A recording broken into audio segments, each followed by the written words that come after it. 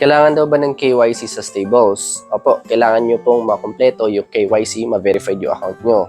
Una-una sa lahat kasi, di ba, pera po yung transactions natin dito. So, kahit anong application naman na record ang involved ang pera, kailangan natin ma-verified yung account natin, di ba? Kahit nga GCash lang, di ba, kailangan natin mag-provide ng details natin, personal information.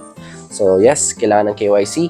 And kung ginamit mo rin pala yung code ko na Bitjom, kailangan mong makompleto yung KYC na yon para ma-receive mo po yung free 2 USD. Next question. So, ginamit daw niya yung code ko and hindi pa niya nare-receive yung 2 USD. So, medyo matagal na tong comment na to at hindi ko na-replyan. Pasensya na, no? Ngayon lang. So, tanong ko lang, Paps, no? Hindi mo pa rin ba nare-receive yung 2 USD? So, kung hindi pa, message mo ako, send mo sa akin yung screenshot ng account mo para ma-check din natin. Pero, and yun nga pala mga Paps, take note lang, no? Nalimutan ko tong banggitin yata sa video ko. Yung code ko na yun, available na lang siya hanggang midnight ng December 10. So, yan, habol na kung wala pa po kayong Stables account.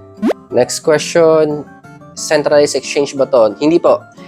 E-wallet to kung saan natin pwede i-transfer yung mga stable coins natin.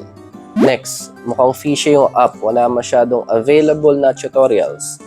Well, malamang po, no? Kasi bago pa lang si Stables. And especially dito sa Pilipinas, no? Kakarating lang nila dito.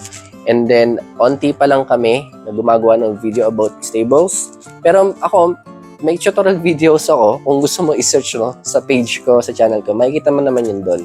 And also, kung ginawa mo yung research mo, dapat na nakita mo din na pinost to si Stables ni Bitpinas sa page nila.